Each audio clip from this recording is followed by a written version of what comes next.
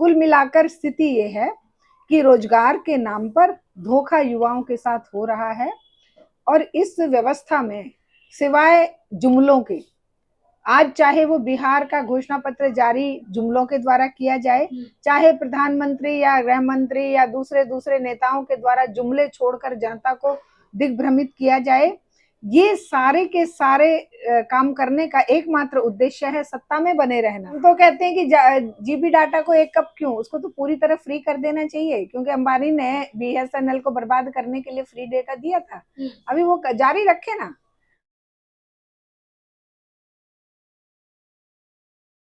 Ma'am, जिस तरीके से बिहार चुनाव में आपने देखा कि तमाम राजनीतिक पार्टियां जनता को लुभावने वायदे दे रही हैं, अपने अपने घोषणा पत्र निकाल रही हैं, क्या लग रहा है कि बिहार चुनाव में इस बार मुख्यमंत्री का चेहरा कौन रहने वाला है? देखिए, बिहार चुनाव में मुख्यमंत्री चाहे कोई रहे, पार्टी चाहे कोई सत्ता में आए, हारेंगे बिहार की 13-14 करोड़ जनता के लोग। वो अभी भी हारे हुए हैं बेचारे।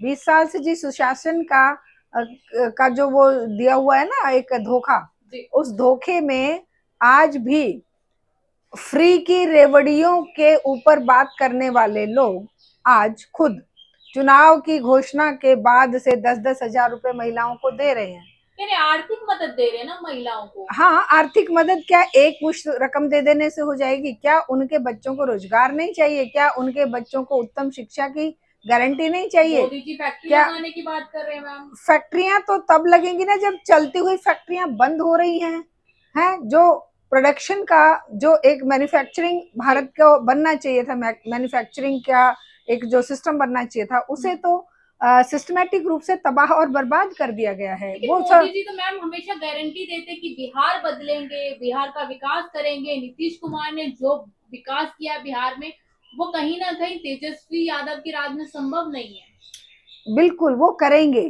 क्योंकि भारत को इन महाशक्तियों का एक फीडिंग ग्राउंड बना दिया है कि उत्पादन होगा चीन में, भारत में ठप्पा लगेगा, असेंबलिंग होगी और फिर कहा जाएगा कि देखिए भारत में मोबाइल बन रहे हैं। वो पुर्जे क्यों नहीं बन रहे भारत में? वो उसकी फैक्ट्रियां क्यों नहीं लग रही? हमारे ऑटोमोबाइल क्षेत्र में या हमारे इसमें आईटी सेक्टर में या और दूसरे दूसरे सेक्टर में हम लोग क्यों किसी के फीडर बन गए? हम क्यों नहीं इंडिपेंडेंट मैन्युफैक्चरिंग के करके? भारत में इतना तेज दिमाग वाले तो युवा मोदी हैं। जी भी तो लगातार ये कह रहे हैं ना, स्वदेशी अपनाओ, स्वदेशी करो, विदेशों पे मत डिपेंड हो, कहीं किसी भी देश में नौकरियों के लिए मत जाओ। लगातार नारा दे रहे हैं मोदी जी तो।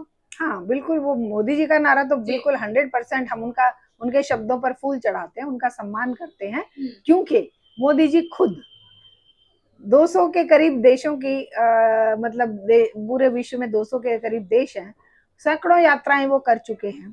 वो विदेश में क्यों जा रहे हैं? क्या अपने मित्रों को रोजगार दिलाने के लिए?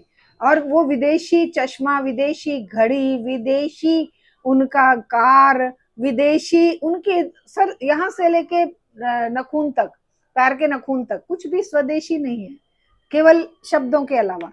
तो वो शब्द कितना असर डालेंगे ये तो चिंतन मनन की बात है।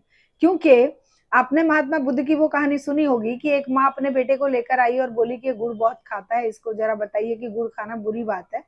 तो वो बोले कि नहीं, आज मैं इसको ये नहीं कहूंगा। तो बोले कि 5 दिन बाद आना। 5 दिन बाद जब वो आए तो उसने बेटे को कहा, महात्मा बुद्ध ने कहा बेटा गुड़ खाना अच्छी बात नहीं है, बहुत ज्यादा गुड़ नहीं खाना चाहिए। तो वो महिला बोली कि बस इतना कह के बोले जाओ।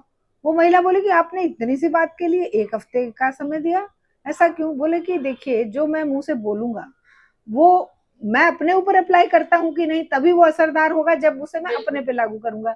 मैंने गुड़ खाना 1 हफ्ते में छोड़ दिया और अब जब मैं इसको कह रहा हूं तो मैं पूरे आत्मविश्वास के साथ कह रहा हूं कि बेटा गुड़ खाना अच्छी बात नहीं है। तो इस पे असर जरूर होगा। इसी तरह मोदी जी पहले खुद अपना सब कुछ, दिन में जो 10 बार कपड़े बदलने का व्यवहार है, जो इतना प्यार है उससे, फ्रेम से, इसके कैमरे के, विदेशों में जाकर अब जैसे घुमा रहे हैं गमछा एयरपोर्ट पे उतर के, ये सब हरकतें एक प्रधानमंत्री के लिए विचारणीय विषय है कि अच्छी है कि नहीं।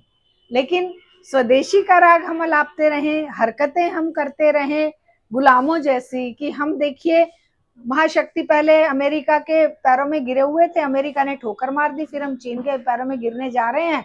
एक हमारा जो जांचा परखा जो आजादी आंदोलन के समय में हमारे साथ खड़ा हुआ सोवियत संघ जो आज रूस है, उसको हमने कितने बार चीट किया है, कितने बार अमेरिका को खुश करने के लिए उसके साथ धोखे करे हैं, नॉन अलाइन मूवमेंट को किस तरह से बर्बाद किया है, किस तरह से हम ब्रिक्स में अपने मुंह पर सील लगा लेते हैं जब करेंसी की बात आती है। इसी तरह से विदेश नीति को भी चौपट करने के बाद, देश के रोजगार चौपट करने के बाद, मित्रों को विश्व की लिस्ट में उच्चतम स्थान पर पहुंचाने के बाद अभी एक लिस्ट लगातार मैम ये कहते हुए नजर आ रहे हैं ना कि 11 साल में उतना विकास किसी सरकार ने नहीं किया जितना हम कर चुके हैं। वो रील बनाने को रोजगार कहते हैं, वो कहते हैं कि 1 GB डाटा 1 कप चाय से भी ज्यादा सस्ता पड़ रहा है। तो मोदी जी क्यों दावे कर रहे हैं अपने विकास के? हम तो कहते हैं कि जीबी डाटा को 1 कप क्यों, उसको तो पूरी तरह फ्री कर देना चाहिए, क्योंकि अंबानी ने BSNL को बर्बाद करने के लिए फ्री डेटा दिया था। अभी वो जारी रखे ना। अभी क्यों उनको जरूरत पड़ रही है कि वो दिन पे दिन टैरिफ बढ़ाते जा रहे हैं, दिन पे दिन वो क्यों लोगों की जेब खाली कराने के लिए? पहले वही है ना कि किसी नशेड़ी को फ्री में पिलाओ और फिर जब उसे नशा करने की आदत डाल दो, तब वो फिर तुम्हारी आमदनी का साधन बन जाएगा। तो खैर, कुल मिलाकर स्थिति ये है कि रोजगार के नाम पर धोखा युवाओं के साथ हो रहा है, और इस व्यवस्था में सिवाय जुमलों के, आज चाहे वो बिहार का घोषणा पत्र जारी जुमलों के द्वारा किया जाए, चाहे प्रधानमंत्री या गृह मंत्री या दूसरे नेताओं के द्वारा जुमले छोड़कर जनता को दिग्भ्रमित किया जाए, ये सारे के सारे काम करने का एकमात्र उद्देश्य है सत्ता में बने रहना।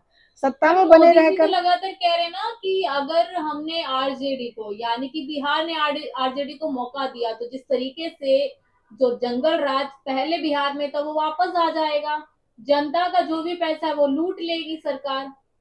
देखिए, आज जंगल राज नहीं है क्या? आज भी खत्म कर दिया ना नीतीश कुमार ने। उनके शब्दों में हर चीज खत्म हो रही है, लेकिन वास्तव में क्या स्थिति है ये तो जनता ही जवाब दे सकती है। और जंगल राज आज कहां पर कायम नहीं है। बेटियों के साथ किस तरह के आचरण, पूरे देश के सभी राज्यों में बेटियां कितनी असुरक्षित हैं, छात्र कितने असुरक्षित हैं, शिक्षा के नाम पर किस तरह से लुटाई हो रही है, युवा बेरोजगार जिनके हाथों को काम नहीं है, कैसे उनके हाथों में डंडे पकड़ाकर जंगल राज कायम करने का प्रयास किया जा रहा है, किस तरह से धर्म बचाओ के नाम पर उनके दिमागों में एक पर्टिकुलर कम्युनिटी के प्रति जहर भरा जा रहा है, किस प्रकार जाति के नाम पर दंगे, सनातन का सम्मान हो रहा है बीजेपी राज में। जितना अपमान इन 11-12 सालों में हुआ है ना, इतना अपमान शायद 5000 पुरानी हमारे सनातन धर्म की व्यवस्था का किसी ने नहीं किया था, क्योंकि मानवता धर्म से ऊपर है और मानव मात्र को बचाना, मानव मात्र को सम्मान देना, मानव मात्र के विचारों का और उसके व्यक्तित्व जीवन की रक्षा, उसका अपने जो अधिकार हैं, मौलिक अधिकार, मानव अधिकारों की रक्षा, हर एक धर्म, संस्कृति, मानव राष्ट्र, किसी भी विरोध, किसी भी भेदभाव के बिना सम्मान देना ही असल में धर्म है। और सनातन धर्म ने भी इसी तरह से व्यवहार के द्वारा इतने सालों तक अपने आप को अक्षुण्ण बनाए रखा है, वरना ये कब का छिन्न भिन्न हो जाता।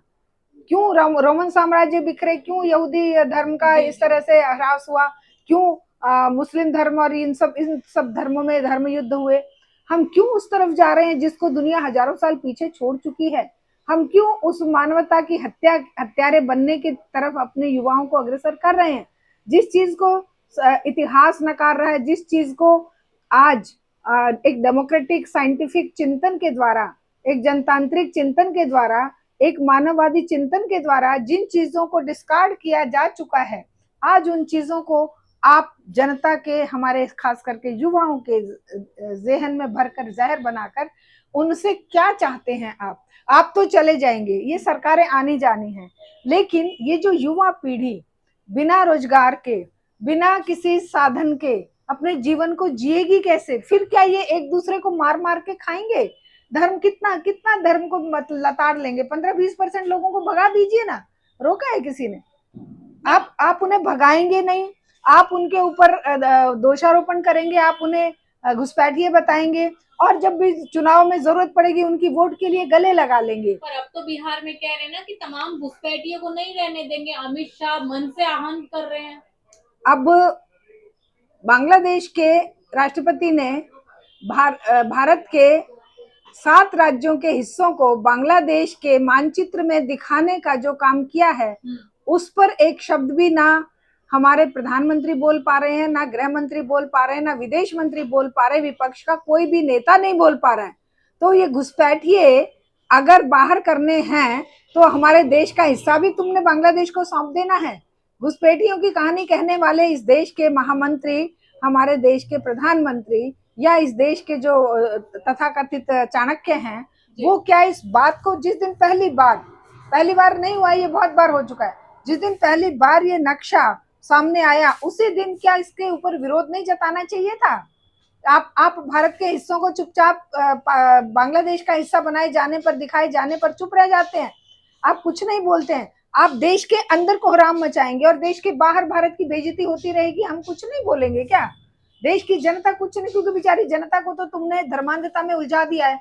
सुबह से शाम तक वो आरती वंदना और पत्थरों के सामने सर पटकते रहे कि भगवान मेरे बच्चे को नौकरी लगा दे, भगवान मैं फलाना व्रत करूंगी, मैं फलाने तुलसी में जल चढ़ाऊंगी, पीपल में जल चढ़ाऊंगी, मेरे पितरों की संतुष्टि कर दो। लेकिन ये सारे जो पितर परमेश्वर भगवान एक तरफ और ये व्यवस्था एक तरफ, ये व्यवस्था जो हमारे अधिकार छीन रही है, मानव होने का हक छीन रही है, जो हमारे देश को टुकड़ों में बांटने का प्रयास कर रही है, ये व्यवस्था, जिस व्यवस्था के पास आज सिवाय बेरोजगारी के, धर्मांधता के और कुपोषण और बेटियों पर अत्याचार के कुछ भी नहीं बचा है देने के लिए, वो व्यवस्था आज अगर घुसपैठियों की बात करती है और चुनाव में दावे करती है कि हम इतने उद्योग लगा देंगे, हम इतने रोजगार दे देंगे, तो ये बहुत ही एक ऐसा है कि जैसे धुंध में लठ मारना कि भाई मैं पीट रहा हूं, मैं दुश्मन को पीट रहा हूं, है वो धुंध में मारी है, उसमें आपके खुद के ऊपर ही आंच आएगी।